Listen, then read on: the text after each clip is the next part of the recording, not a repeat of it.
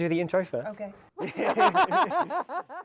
Hello and welcome back to the Will I Vike It podcast. I'm here today with Sue McWilliams, who is my friend from Moorforge. Hi. And she's part of the Moorforge team. And we'll get into what you do work-wise, I think, because you were going to talk a bit about lots of different things. But we're going to flip things up a bit today. Okay. We're going to get straight on. We're going to start cooking some food. Okay. And we're going to drink some mead and just have a good time, really. We're pouring. Yes. Okay. So we've got some mead from another past member of Moorforge. Sigvar, Stephen, who was here up until last year. Unfortunately, him and his partner passed away last year from COVID.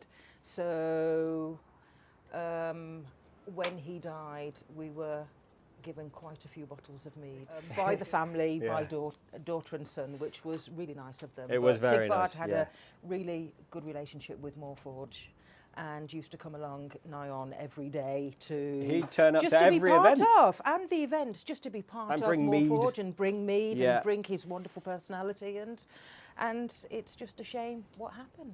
It's a so big shame. So we will... Yeah, so we've got Sigvard's totem, which was made by Amber Othello. Okay, right, so we'll fill... And so we always give him a little tot of mead whenever There we go. Have a drink. Yeah. Especially if it's Sigvar's mead, because he used to make mead on a regular basis. Didn't matter what it was, but everybody knew Sigvard for his mead. And I kind of made it a thing, didn't I, that when I come to Moorforge, everyone has to give a little bit of a drink. And the thing in is, memory. And it happens on a regular basis, on a weekly basis, so just so he isn't forgotten. That's and it. he can't be forgotten because he had such a big impact on Moorforge, him and his family, and extended family as well. So and I still see him as part of the family because he was such a wonderful guy. He was such a good friend, and he was just somebody who, it didn't matter what mood you were in, he'd put a smile on your face. Yeah. And he came over and he did the garden as well. So he had, he did. So he had a little vegetable patch and he'd do herbs in the garden, and he's now got which is appropriate for the cooking as well. So and he in the Willow Wood, you've got his memorial. It's kind of like laid out like a boat burial, like a Viking boat burial, which is in memory of. Which is wonderful, but also in there there's a clay skeleton as well, which children do archaeological digs and come here and do the archaeological digs, Sigvard. and they dig up Sigvard.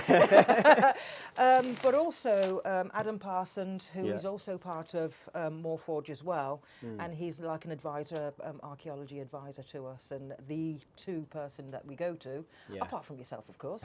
Depends on the subject. Yeah, you know. He'll be doing a gravestone for us. He's currently making an authentic runic gravestone for us, so even better. So it's wonderful. So I will. So we're going to have a tot of mead, and we're going to cook up a pork and barley stew, nice and simple. Yeah. And we've got a bit of everything to go in this one. There's even a bit of leftover lamb from yesterday. So I shall stick the pot on. Cheers. And we'll get chopping. Cheers to Sigvard. Slangivar.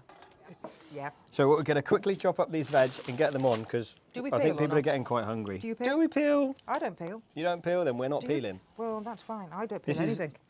This is Viking cooking. So with Viking cooking, we literally stick it all in the pot. Definitely. Okay. No waste. Is there what do you only want to chop? chopping board? Do we only have one chopping board? No, I've got one here. Oh, okay. Right. There we go. Just put that on there. Well prepared, aren't I? Very prepared. Now, this is one we made earlier. Yeah, that would be nice. I'm getting quite hungry. Right, all of it, or just some? We go for all of it. We've got a few to feed, haven't we? Okay. We've got. Are all of us eating tonight? I think so. I don't know. There we go. We shall see. How small? We've got some special guests going to come and pay us a visit. Oh no, they're avoiding us. How much small? How small do you want it? As small as you like, Sue. Okay. Yeah, so we were going to chat a little bit, weren't we, about what happened to you last year with your work. Oh, wow. Shall we go straight? I'm going straight into the deep questions here. I kind of want to lead in to make sure that people know what it is that you do and how we got there. And so that really starts with your job. It depends on which job. You've had many. Okay, yeah, I've had many, but they all seem to be the same kind of job, looking after people, whether it's kids, old age pensioners, spinal injured, which I was working at, looking after spinal injured clients as well. And you work every hour under the sun. Yeah, and then I decided, due to me, and I will go into personal experiences because at the end of the day, it's like we're all friends here, aren't we? Yeah, I'm an ex-care kid. And being an ex-care kid, I thought, okay, then let's go back to the system what I was brought up in and see what I can do. And do you want to... I don't think we need all of it, do we? Or... We can put as much as you like. Okay. No, it's down to you. Depends how much you like celery. I love celery. I love celery. So there we go. We'll just do that. Yeah? Okay. So I thought I could give something back to society after what it gave me when I was younger. So I thought, do you know what? I applied for the job, see how things go, and got the job, and I was delighted by it. Yeah. It was hard work, long hours, literally working, God knows how many days a week, working away, not being at home, not really spending very much time at home, and the quality of life kind of dwindles, doesn't it, really? Yeah. Especially your home life. And being part of Moorforge, which I have been for the last 10 years, I felt like I was losing part of it. Yeah. Just being away for so long. Yeah. So I decided to quit. Well, I had chest pains about 6 weeks ago, which was stress related. Yeah. And went to the doctors, David, of which you've done a podcast with my partner, David Watson. Which should have gone out before this one, hopefully. Okay. If I do them in the right order. Yeah. And... I'm going to chuck this in. And David collected me. We went to the hospital and the doctor said, basically, whatever you're doing, just quit the job. So I got back. Can't say straighter than that, can you? I got back to work the next day and I quit. Literally. Wow, that was quick. Yeah, well, doctor said, you got to listen to your doctors. Yes, you should. So, absolutely. So now, this has been something that we've been preparing for 3 years? About 3 years now? About 3.5 years, something like that. It was just before COVID, wasn't it? When I started, really. Yeah. And basically, I do green woodworking and whittling. Yeah. And you make things like tables. I make tables, lamps seating, lamps. I do a bit of artwork as well. Yeah. So. And we are planning to. We'll go into the workshop after we've got dinner on, and show everyone what it is that. So they can actually have a look at the weird stuff that I do, yeah. Interesting, we'll say. Interesting stuff. Know what my grandkids say anyway. My grandkids say it's weird, but... Do they? Yeah, they call me weird, but hey-ho, that's just me. All the best people are weird, right? Exactly, exactly. So one day I decided that I needed a hobby, because we always say everybody needs a hobby. Yeah. And 3 years ago, this was my hobby, just going into the forest and picking a piece of wood up and whittling it out and not knowing what I'm going to get out of it. And you've had some really interesting, like, twisted knotwork and sort of knotted roots and all kinds of interesting bits going on. And it didn't matter what the wood was, as long as it was interesting, as long as I actually could feel something from it. To me, it's an earthy feeling. It's what feels right within me. There's like a spiritual experience for you? Yeah, definitely. Every time I pick a piece of wood up, it's a spiritual experience. So shall I put all this in? Yeah? Yep, stick it in the pot. Okay. I just realised I didn't bring any water out, so I'm going to go and grab the kettle. Okay. You entertain yourself. I always and do. Everybody else. Because I've always had slight issues with mental health. Over the last 20 years, being an ex-care kid and stuff like that, and thought to myself, do you know what? I need a hobby, I need to do something. So went into the forest, picked a piece of wood up and thought, do you know what? Let's see what we can get from there. And it just started from there. Sorry, talking to the camera. That's fine. Okay. Can I come back when you're finished? Come back for dinner, shall I? Basically, I said it was for mental health 3 years ago. Started off through mental health. And going to sort of be your... Going forward, that's what you're going to do? So it's like, it's been a long time coming, and it was like, what do? Do you continue doing full-time work, stressing yourself out? Yeah. Not knowing not knowing if, I'm sorry, it sounds rather depressing, whether you're going to get knocked over tomorrow. You just don't know what's going to happen. So well, you what don't do you know, do? and it's yeah. I want a quality of life that. Oh my gosh! Don't do that. Yeah, it's all right. Okay. I'm just spreading it out so that we've got a bit more heat and the water starts to boil. Oh, okay. Yeah. So I've just chucked some barley in whilst you were entertaining everyone. Oh, and some water and a bottle of cider. I don't think. Oh, that stuff. Yeah. Oh, that stuff. Actually, I can't say anything because I'm drinking apple mead. Cheers, people. Cheers. Okay. So. And I'm going to chuck in some pork, and then we've got, if you don't mind, so this was some lamb we had yesterday. Do you want it taken off the bone? So if we take it off the bone, just cut it, dice it, and chuck it in the pot. Know about that. And we're doing proper Viking cooking because it all comes in plastic. And of course. And the idea of you use a bit of leftovers from yesterday, so the pot still had stock in it from yesterday's dinner. We put the lamb in there. Oh, have you used that stock? Yeah. Oh, yeah. That was so beautiful. That was outstanding. It's authentic you cooking. should have tasted it. You should have tasted it, people, because you've no idea. You've no idea. We've got a little bit of mustard to go with the pork. Do you know? You're just the man, you know. I didn't catch that. You're just the man, you know. Are we going to put the bone in and let the bone cook within it as well, if you want? We can, if you like. I mean, a lot of the stocky stuff will have come out yesterday, I would imagine, but there'll be something, won't there? I think the fact that the meat is so tasty, yeah, I think there may be some. Look, just do that, and because move out the way. Need an apron with you around, don't we? You should have asked. I would have got you one, matey. I will just put that in. It's not going to kill anyone. So where did we get to? So you're sort of going to take up your wood carving. My wood carving, whittling, artwork, furniture making, that kind of thing. Bit of everything. Bit of everything, because I do pyrography with the pyrography machine as well, little bits of that as well. Yeah. I've been looking into possibly doing some pottery as well. Yeah. As you know, I do the cooking, so at Moorforge as well. Yeah. Come the folk festival and the open days. Yeah. We're going to have a fully fitted kitchen, hopefully before the beginning of summer. Yeah. So, because we've got 150 people coming for the folk festival, and I'm doing the food. So, because I'm a chef as well. So, so yeah. There's plenty going on at Moorforge, and it's like there's plenty for me to do. I'm just looking for a way to kind of like an outlet for what I'm doing as well now. Yeah. It's not just about me being a carer or a caregiver.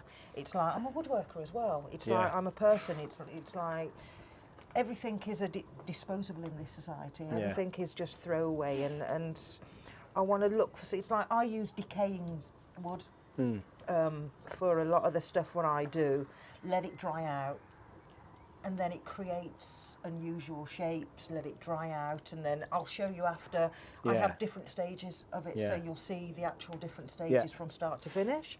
And I don't know what I'm going to get until it's done. Yeah. So, and it can take up to. Well, some of the blocks of wood have taken up to 3 years to dry out. So it's a long project. It's a long project. I have many long projects. Yeah. So. But then having, I think, putting yourself first for once. Yes. And having that opportunity to do something different, that's partly about you and expressing your artistic side, rather than just working for the sakes of living. Yeah. It's good. Live to work. I don't need to work to live. Live to work rather than work to live. Or is it the other way around? Work to live. I just want to live. I don't care about work, quite frankly. To me, in that shed, it's not work. Yeah. And that's the thing. The fact that there's that other expression, isn't there, about if you do something you love, you'll never work a day in your life. Haven't sold anything. But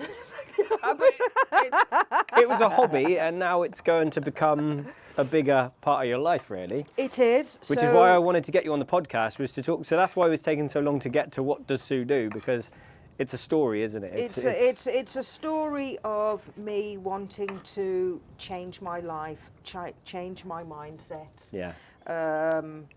Just change myself. And de-stress. And be content. Yeah. That's all I want. It's not money. Because it's never been about money. Because if it was about money, I wouldn't have left the job that I was in now. Yeah. Because it was a decent wage, and also I had a housekeeping job as well, if you remember. Yeah. I quit both at the same time, and said, right, I have no safety net. I have to do it. And that's a bold move. Yeah. But what do you do? It's like you have a safety net. All Yeah. of a sudden, it's like, oh, I can do this and I can do that. Yeah.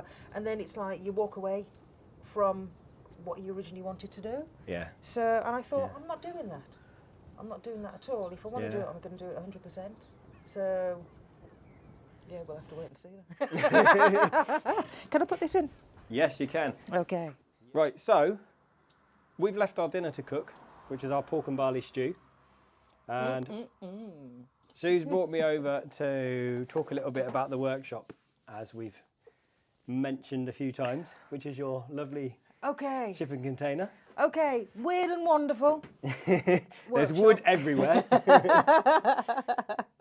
Yeah. This is me basically foraging wood from anything and anyone. The local Cumbrian fields and... Fields, forests, Yeah.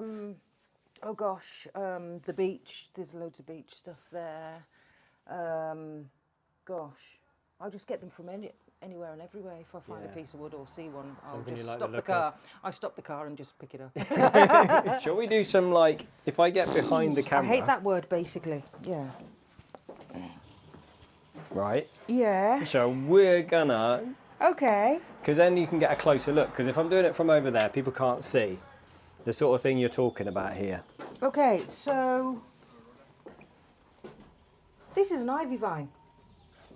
And found it in, in a forest somewhere. Actually, it was attached to a tree at the time, but it was just falling off. So, and saw it and said to David, my partner, that'd make a really nice table. So that's not going to be on there. It's going to have a metal pincer. So it almost looks like a locust. Yeah. And once it's got the glass on, and then it has a pincer. For the leg, it will be. I was going to say you're a very visual person because you can see that on a tree and go, "That's a table," right? Yeah. It's like the same as that one as well. This is your favourite, isn't it? Oh, this is the lamp. This is the lamp. The gonna be lamp. So it's quite a long piece. And you see it just keeps again. Going. This and this was part of the same tree. Yeah. Plant. So, how do I explain the kind of things that I actually work with? I think we need to start from the beginning. Anybody else would think, oh, it's not even firewood, leave it to rot. As you can see, there's still water coming out of it. It's been peeing it down with rain, so therefore it's going to be soaked, and it's been here all winter. So it starts off with this, and but you see something more with that. I see something more. I see that it's a possibility of a table, a lamp, a tall lamp, a stool. It could be anything. But at the end of the day, I don't know what's going to come from it. Yeah. Because I have to wait for the processes for it to dry from there. Yeah. Anybody else would think, oh, we'll just leave it. To here, which this was very similar to this one, and it's falling apart. Yeah. Once it gets to that and it dries out, I take all of the rot away and see what I can get from there. And then it can get to something like this, which is going to be a table eventually. Or it could be a solid one here. Yeah. Or this is going to be, or something like that. Which is... So you've cleaned out the rotten bits. So I've cleaned out all of the rotten bits. So the choice is either fill it with epoxy or just leave it as a table just like that. And I think it's wonderful just as a table, or just get a piece of glass made and put on top, and it will have metal legs or something. Yeah. Or it could be as extreme as this, because this one was rotten as well. And it's a beautiful piece. Now, but it took months to whittle it out Yeah. and get it the shape that I wanted. But the way I see it is, that's for life. It's not part of this throwaway society where you go out, buy a plastic or metal table or something like that, which is made out of thin pieces of plastic or thick pieces of metal. It's natural, it's wood, it's earthy. The smell in here is absolutely amazing. And every time I walk in, it's like I feel like I'm privileged to be doing this. Yeah. Not just for myself, but whoever actually gets, because this is a commission. That's going to be yours. And a couple of others are commissioned as well. But again, I'm only just starting, so it just depends on what happens. Yeah. How things go with future finds as well. That's it. You never know what you're going to find. No. I had this given to me, and it was just a solid. It was just a burr. Yeah. Of which this is my favourite piece. Really. Do you know what you're going to do with it yet? No. I think it's just going to be a talking piece. It almost looks like a brain. It does. So, it does. Yeah. And if you look from that side, you've almost got teeth. Yeah. Coming through. Yeah. So it's exactly what I think, and then that's the ear there. It could be a boar or a hippo or something like that. But to me, it's a talking piece. And then I've got a beautiful piece of cherry here, cherry wood here, which is going to be a stall eventually for a friend of mine. Who does firewalking, and once it's been polished off, beautiful red colour, what comes through, it will be perfect for what he wants it for, because he does the firewalking at Moorforge once a year, every year. So everything is kind of linked to the earth, to fire, to water, to whatever. So for you, it's quite a spiritual thing. Oh gosh, right? It's connected to nature. Oh, yeah. The thing is, I'll walk past, for example. Nobody sees this apart from me. And I walked past this, and now to me that looks like there's a face at the bottom of that trunk there. And nobody sees it apart from me. So where are we looking? Let's have there. It's almost like the side of a person's face there. And that's what I can see. I see faces and almost images within the wood. Yeah. And I find that I have to bring the image out of the wood. And it's not carving it out, it's just whittling the bark out, seeing what the natural sort of embellishing within it. Rather than making something which is slightly different to what the piece of wood actually is. Yeah. Keeping it to what it should be. Same as this one. This is probably one of my most favourite pieces as well, which is going to be a table eventually, and it's just a block of wood. But it's not. No. And it's a beautiful Each piece has got its own character, wood. hasn't it? Yeah, every one. Yeah. And I can see everything that I'm doing. I make stalls and stuff like that. This is one of the stalls that I made. Yeah. Right, I'm going to come back on camera. Yeah. Because I'm sure people aren't sick of my face yet. I am so sorry if I'm boring the hell out of you. You're doing great. Am I? Damn. So, yeah. Oh, I've done the top for my box. You got a box as well. Let's see your box. On. Sue box that I made. Sue box. Look at this. Yeah. See, and it's that creative. It's your creative outlet, but it looks like somebody's. Looks like a pair of shorts almost. Yeah. That's how I see it. It almost looks like a pair of shorts. But it's been a bit of a pain in the backside trying to get a lid for it and make a lid for it. Yeah. And I've just made it.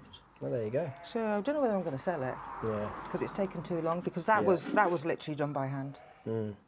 No machinery at all. Mm. That was all done by hand, and it was a pain in the backside. But this is the labour of love. That was another labour of love. But I love every piece. Yeah. So it's always going to be difficult for me to actually get rid of anything because. But that comes across in. So what you're talking about, you can see your passion as soon as we hit the workshop. And like, look at this piece. Look at that. And the passion that's in there comes across in. But the thing is, it's not even the work that I'm passionate. Well, I'm passionate about the work. Yeah. It's just the piece of wood. Yeah. Yeah, that's what gets me. It's like that. To me, that's a little dragon's head that I can see there with that one just behind you there. And every time I look at it, I think, just got to mess around with it just a little bit more, and then it can be a lamp at some point and whatever. Yeah. But it was rotten when I got it, and it was quite soft and a bit squidgy. And how I can pick up soft and squidgy bits of rotten wood, I've no idea, but I've just... Yeah. It just felt right at the time. It just felt right to me. So Yeah. as far as I'm concerned, if it feels good and it feels right, you go ahead and do it. Well, this is going to be something that eventually... It will earth me. It will ground me. And it's going to improve your mental health and well-being. Because whilst I think, from talking to you in the past, your past job was very rewarding in a very different way to this. Yes. But in a also stressful way. And so whilst, as you said, from your own background, you got into that to give something back. Definitely. But I guess you probably feel, not to put words into your mouth, but you probably feel like you've given back now, and now you need to take something back for yourself. I think the majority of my life I've been a caregiver. Yeah. If not through a job, it's been voluntary or helping family, and I've got 5 kids and 6 grandkids, so there's plenty of family around, and huge amount of extended family, and you always help, you always do your best, you always try and do as much as you can. But this, it's like it's totally gone from being up there to just bringing it down. It's like, it's okay now. Yeah. Yeah, it's like, and if I want to go down south and see my kids, it's okay, because I'm so much more chilled. I'm not stressed out as I'm driving down the motorway. I'm not stressed out as I get to the house and they can see that I'm all tense and tight. And it's like, you're still just as weird as you were. But you've calmed it. And it's difficult, isn't it? Because someone still has to do that stressful job. Yeah. I feel no, I don't feel for the people who are doing it, because it's so rewarding. And the job I've just left is looking after crisis kids within the care system, and they used to come from around the country up to where we are up here. I'm not going to mention the company because it could cause problems. Yeah, sure. But the company was amazing. The kids were outstanding. They can be little buggers when they wanted to be, but that was the nature of the job. That's what you go in to do, and it's like you're there to help them see that there's a better way, there's another way, there's not just your way, there are other angles, and it is so rewarding. And in fact, actually, you mentioned to me yesterday, I know you can't mention the company's name, but that they might get sort of tied in with some of what you're doing here. Hopefully. So actually, you'll still be working with the same people essentially, but in a more rewarding way. I don't know if that's the right way to say it. I don't know if it's rewarding, but does it sound selfish to say almost on my terms? No, not at all. Sometimes you do have to be that way. And it's not treating the kids any different, but showing them that society at this moment is so vast. There is so much going on. It's so fast, and you come here, and all of a sudden it's like it's come down a peg of 3. Yeah. And it's like you could be anywhere, and it's like we have Moorforge Settlement, Viking Settlement, and you could go into the longhouse or just walk on site, and you could be anywhere in the world, absolutely anywhere in the world, because you are so cut off away from the rest of society. I think life slows down here. We come to visit, and just like But it does. It almost like it stops. You walk into that longhouse, and you could shut the door. And that's it, and you just feel like nothing matters now. It's all going to be okay.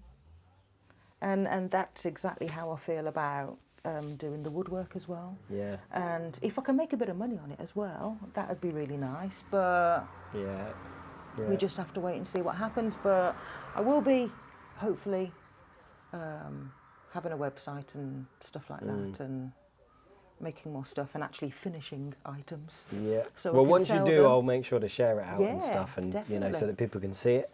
That's quite a calm note for us to end on. So I think what we'll do is we'll move in. I've got 6 questions that I ask everybody. We'll do 6 questions, then we're going to go off because our stew's cooking and it's unattended, and we've got no idea what's happening. I know, because nobody else is going to look at it. No, well they might, but I know David won't. No. Yeah, it's just not And we gonna want to happen. eat, let's face it. We're going to eat, drink some mead and have a good time. We've got Hamish on site at the minute as He's well from lovely. Pictavia Oh, my Leather. word. So we're going to go and hang out and have a good chill evening because we've got courses running all weekend and it's going to get manic. Okay. Right, so the first question Oh. is, if you had an unlimited budget, what would be your dream project? I'm already doing it now. So it's just to carry on what you're doing? It's just to carry on what I'm doing. Bigger workshop? I think, oh God, definitely a bigger workshop. Yeah, you say, You mean, okay. You have an unlimited budget. Oh, right, okay. What would you do with it, essentially? More than one workshop. I want a clean workshop and a dirty workshop. Yeah, I want something where I can make the stuff, but I want something where I can finish my finished bits. Yeah, that makes sense. Yeah. Because even though I'm using a lot of natural materials, Yeah. I'm also going to be doing earthy and modern. Yeah. So glass, metal, So you need something epoxies. clean. Yeah. So I definitely need a clean area to do all that kind of stuff. So it's getting a bigger workshop, a second workshop. Yeah. And I think my dream is to get the longhouse, the big longhouse finished with David, just so we can do some carving and stuff like that. Going back to the wood again. So yeah, Yeah. definitely. All right, next question. Do you think you could survive on a Viking Age diet? I know the answer to this already. I don't know why I'm asking. Yeah. There you go. That was easy, see? Okay. Yeah, so... Yeah, I've tasted Viking Age Yeah. diet, so definitely. Yeah. Yeah. I I have mean- to say, a huge amount of the stuff what I eat is very similar to the Viking Age diet anyway. Yeah. So, yeah. So to follow on from that one, because they kind of tied in together, so I kind of get in there quickly, is there any food you'd miss on a Viking Age diet? Is there anything you couldn't live without? Lemons. That's why, definitely. Lemons, It that's would an be interesting lemons. answer. Lemons. Yeah. To me, everything's better with lemon. So citrus. Love citrus. Yeah. Yeah. Okay. Brilliant. So Didn't- that's the didn't three. You didn't expect that, did I you? didn't, no. Yeah. I could go without salt, pepper, chili, anything. And I love chili all Yeah. the time. But lemons, definitely. You can do so much with them. Yeah. Awesome. Right. So that's the end of the three questions. At the Okay. end of the podcast. Bye. Thanks for coming on. Thank you. Thank you for having me. Thank you for listening. Thank you for not, if I haven't bored you too much. You haven't. You've been very interesting. Thank you. And yeah, I would normally at this point ask people to plug themselves, but because you're saying you're still setting up the website and stuff, so at some stage in future I'll plug it on my social media for you. And, Yeah. and when the time comes and you've got a website, I can update all the descriptions and Yeah. stuff underneath so that people can find you and buy your work. That's the important bit. Yeah, they will. They will. So thanks for listening. We're going to go and eat some dinner. Thank you. If you want to see more of Sue, hop over to Patreon and we're going to do a few more bonus questions. See you later. Bye. Bye. If you enjoyed the podcast and want to hear more, remember to like and subscribe and give me a rating. For recipes and ideas, visit my website saxonforager.co.uk. I also have 3 cookbooks available to buy on Amazon worldwide. These are Eat Like a Viking Volumes 1 and 2 and Eat Like a Halfling. Thanks for watching.